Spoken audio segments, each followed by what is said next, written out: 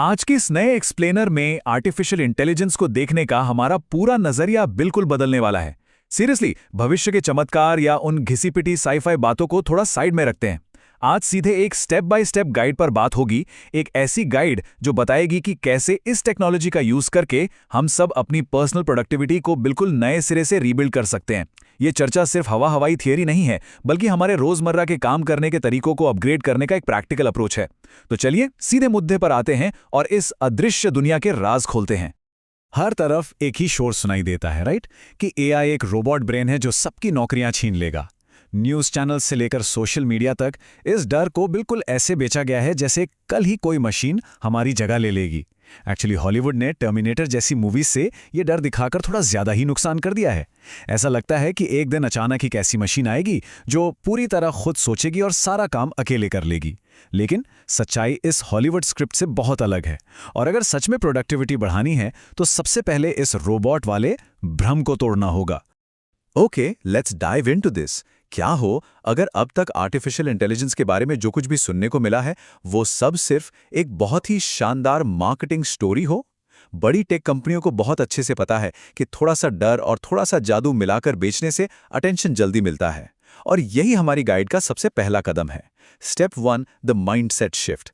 जब तक हम सब इस टेक्नोलॉजी को किसी जादुई छड़ी या खतरनाक विलेन की तरह देखते रहेंगे, तब तक इसका असली फायदा कभी नहीं उठा पाएंगे। असलियत यह है कि ये कोई दुश्मन नहीं है, बल्कि हमारी क्षमताओं को कई गुना बढ़ाने का एक जबरदस्त जरिया है। इस माइंडसेट शिफ्ट का जो अगला हिस्सा है ना, वो एब्सोल्युटली क्रूशियल है। ये समझना होगा कि एआई कोई आजाद चीज या थिंग नहीं है। मतलब इसे किसी एक फिजिकल बॉडी या एक ऐसे इंसानी साथी की तरह सोचने की आदत छोड़नी पड़ेगी जिसे बस एक बार काम पकड़ा दिया और हम भूल गए। अगर हमें प्रोडक्टिविटी सच में स्काईरॉकेट करनी है तो इसे एक डायनामिक सिस्टम की तरह देखना होगा। ये कोई ऐसी आजाद शक्ति नहीं है जो अपने खुद के इरादों से चलती हो। जब हम इसे एक अलग जीव मानना बंद करके अपने खुद के दिमाग और अपनी स्किल्स का एक एक्सटेंशन यानी एक विस्तार मानना शुरू कर देंगे, तभी इसकी असली ताकत का एहसास होगा। Now what's really interesting about this is, ये तकनीक दरअसल एक इनविजिबल मिरर है, एक अदृश्य आईना। और यहीं पर आता है हमारा स्टेप 2, मास्टरिंग द रिफ्लेक्शन। देखिए, ये आईना अपने आप यानी ऑटोनोमसली कुछ नहीं करता। ये स्ट्रिक्टली हमारे इरादों और ज़रूरतों को ही रिफ्लेक्ट करता है। सीधी सी बात है, अगर हमारे सवाल या कमांड्स, जिन्हें हम प्रॉम्प्ट्स कहते हैं, वो अधूरे होंगे तो नतीजा भी बिल्कुल वैसा ही हाफ बेक्ड मिलेगा।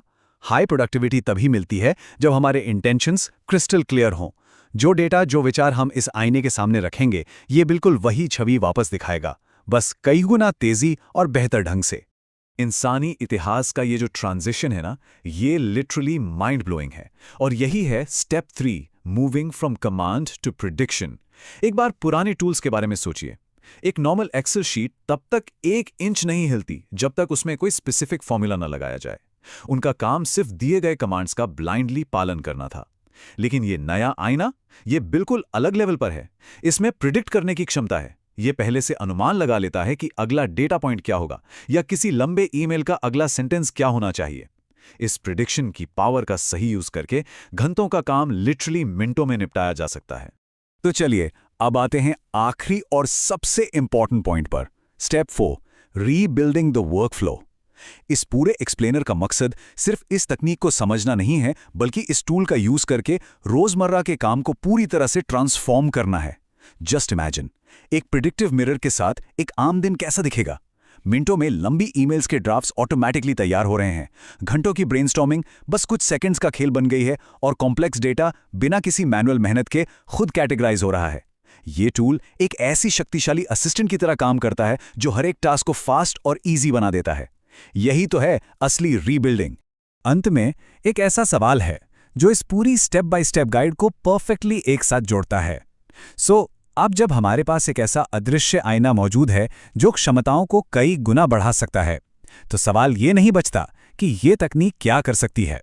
असली सवाल तो ये है कि हम सब मिलकर इस अदृश्य आईने का इस्तेमाल अपनी दुनिया, अपने वर्कफ्लोज और अपने काम को नए सिरे से रीबिल्ड करने के लिए कैसे करेंगे। अब वक्त डरने का बिल्कुल नहीं है, बल्कि इस गेम चेंजर को अपनाने का है। स्टीयरिंग व्हील पूरी तरह से हमारे ही हाथों में है, और ये आईना सिर्फ वही दिखाएगा जो हम दिखाना चाहेंगे। इस रोचक विश्लेषण का हिस्सा बनने के लिए बहुत बहुत शुक्रिया।